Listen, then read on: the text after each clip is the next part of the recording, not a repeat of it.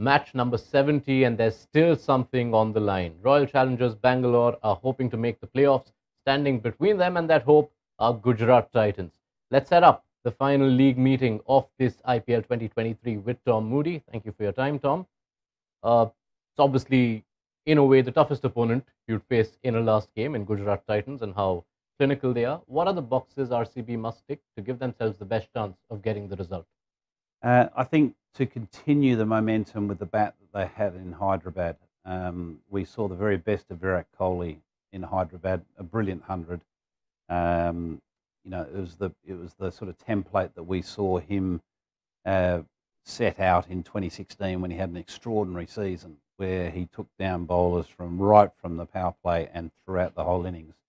And I think if that flows into this match, I think that's a huge positive for RCB. Faf du Plessis has been doing that throughout the year. His form has been so consistent, so maintaining that from a batting perspective is really important.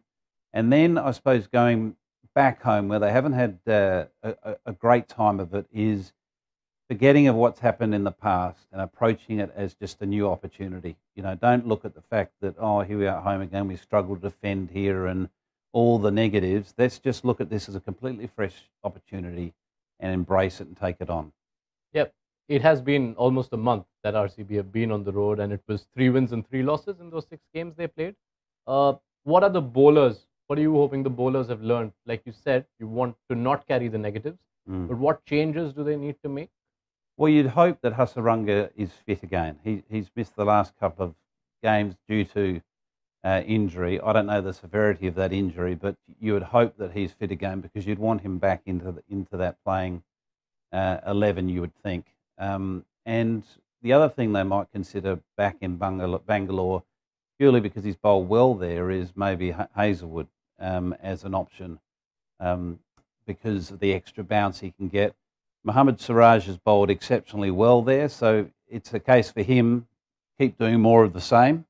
And he seemed to have found, his rhythm back again. He sort of went missing for a couple of games after having such a brilliant first half of the tournament.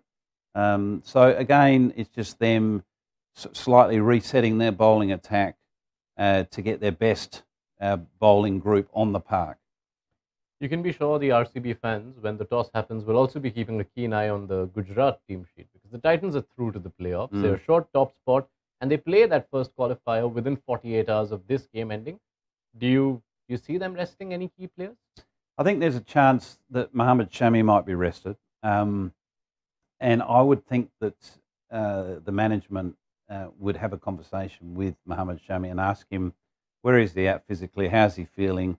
Does he feel that he'd benefit by having a game off so he feels fresh, ready for that game in 48 hours? Or would he prefer to keep the motor ticking over, so to speak? So I think that'll be a conversation had. Mohammad Shami's got a wealth of experience, so it's not like he needs another game, to make sure he's in the right sort of frame of mind for that first playoff match. It's more to do with where are you at physically, where are you at mentally.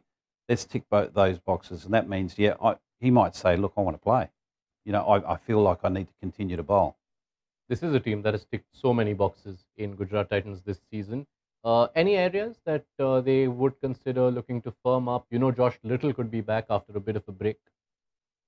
Yeah, look, again, I think teams like Gujarat and Chennai are teams that don't like to make too many changes. So I think that they'll be more than likely trying to not make any forced changes unless we have that situation with Mohammad Shami where it's going to be beneficial for that individual because he's going to be in a better position physically and mentally for the game that really counts for him now, even though this one does count because they also may bear in mind, do they want RCB part of the playoffs?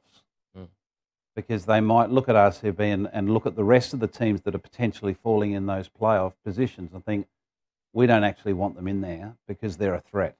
And we feel more comfortable playing those other teams than RCB, which may well be the case.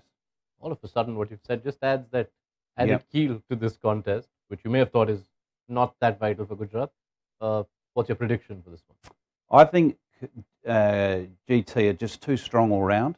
I think that the balance that they've got, the variety they've got with their bowling, and their ability for different people to stand up at different times, it's a pattern that started last year and it's continued this year. And I think when you're playing against a side that has that pattern of performance, they're very hard to beat.